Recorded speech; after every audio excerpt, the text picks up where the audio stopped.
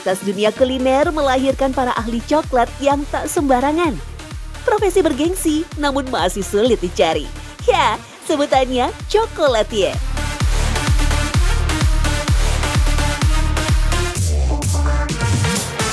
Lantas, kenapa pekerjaan ini kurang populer di tanah air? Padahal Indonesia adalah negara penghasil kakao atau biji coklat terbesar ketiga di dunia loh. Kalau dibilang penting, menurut aku penting sih ya. Karena di luar negeri itu orang-orang justru malah pengen jadi chocolatier. Karena dari kita sendiri ya, sebagai penggemar coklat, kita pengen sih produksi coklat tuh lebih ditingkatkan juga. Karena banyak banget kreasi coklat yang bisa dibuat gitu kan. Oke, kalau aku sih sebagai penggemar coklat ya, menurut aku semakin banyak artisan coklat, apalagi kalau produk-produk coklatnya coklat-coklat yang sehat, itu sih jauh lebih bagus sih. Makanya aku rasa kalau emang ada orang yang tertarik buat ngembangin coklat tuh bagus pasti. Cokolatier adalah ahlinya di dunia coklat, mulai dari merancang bentuk, resep, hingga menjadi produk. Titik fokusnya pada seni, inovasi, kreasi dalam menciptakan pengalaman rasa yang menarik dan unik.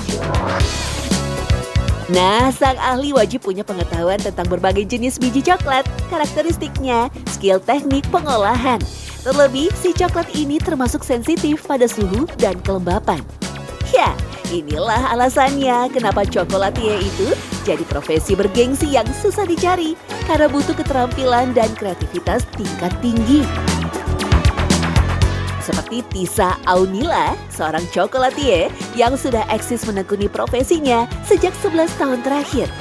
Bahkan untuk menyelami ilmu cara memproduksi coklat, perempuan cantik ini sampai mengambil sertifikat Master Cokolatier langsung di Swiss.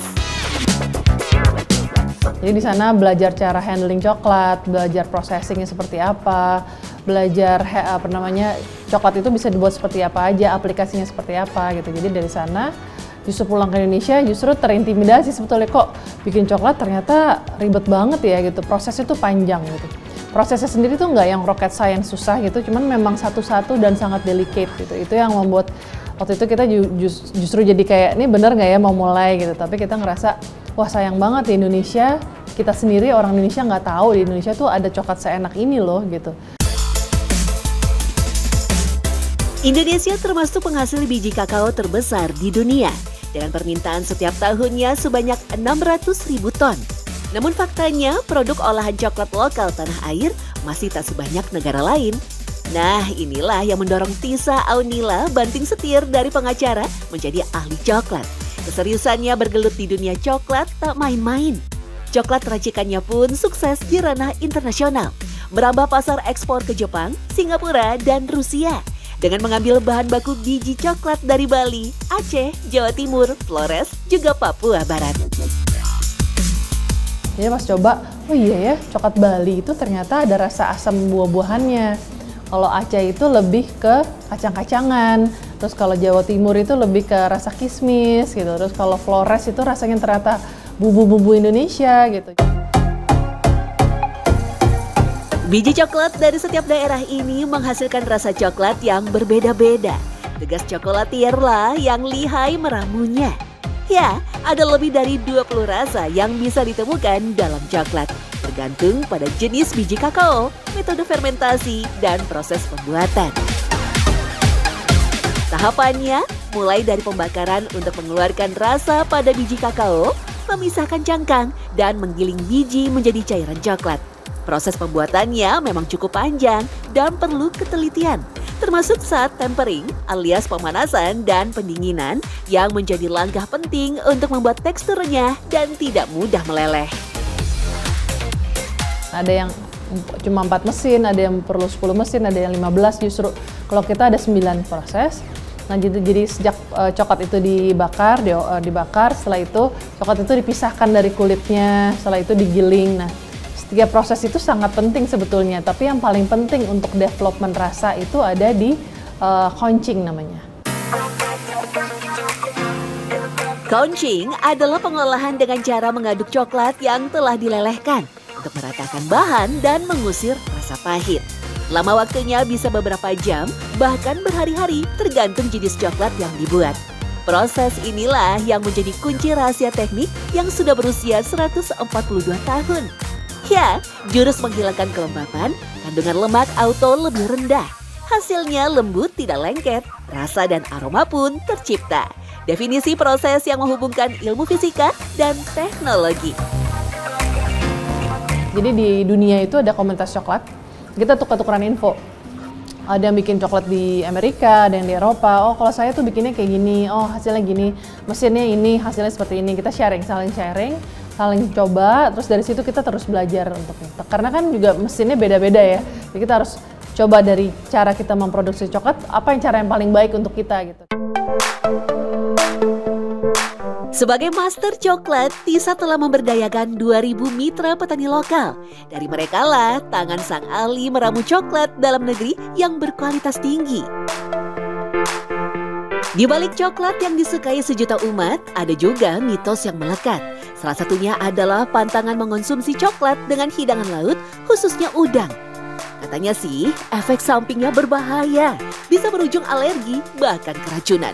Waduh, apa iya? Itu sebenarnya mitos ya. Jadi pada intinya adalah karena memang coklat ini tinggi atau kaya akan lemak ya, lemaknya itu pun lemak jenuh ya, lemak jenuh.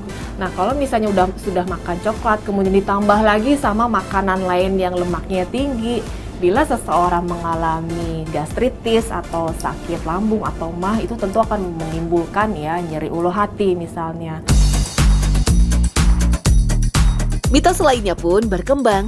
Coklat kerap jadi kambing hitam sebagai penyebab obesitas dan kerusakan pada gigi. Namun, apakah benar demikian? Atau hanya mitos yang beredar tanpa bukti nyata? Jadi pada saat mengonsumsinya, kemudian gigi mendapatkan kadar gula yang tinggi banget ya, yang terpapar di permukaan gigi, kemudian itu akan membentuk karies, lubang, sampai akhirnya kalau tidak diperbaiki atau ditata laksana itu akan menjadikan nyeri yang terus-menerus, nyeri gigi. Kalau obesitas sama juga ya, kita nggak sadar nih, kita kalau misalnya stres makan coklatnya sampai 2 bungkus misalnya. Itu aja sudah hampir memakan kisaran setengah kebutuhan kalori dalam sehari seseorang. Faktanya, segala sesuatu tidak boleh berlebihan, termasuk mengonsumsi coklat. Namun tak bisa dipungkiri, coklat bermanfaat bagi kesehatan. Kandungan senyawa dopamin dapat meredam depresi dan meningkatkan suasana hati. Coklat juga baik untuk menurunkan tekanan darah, juga menjaga kesehatan jantung. Nah, yang tak kalah penting, coklat bisa menjaga kesehatan kulit. Ya, membersihkan badan dengan scrub yang mengandung coklat nyatanya membantu memperbaiki tekstur kulit karena sel-sel kulit mati terangkat. Hasilnya, kulit lebih halus dan segar. Coklat juga efektif loh, melindungi kulit dari sinar matahari. Flavonoid dalam coklat memberikan perlindungan tambahan terhadap sinar ultraviolet. Meski coklat bukan pengganti sunscreen, tapi bisa membantu kulit lebih tahan terhadap kerusakan akibat sinar matahari.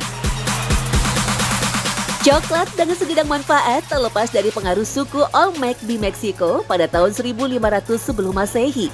Mereka adalah pelopor yang membawa coklat.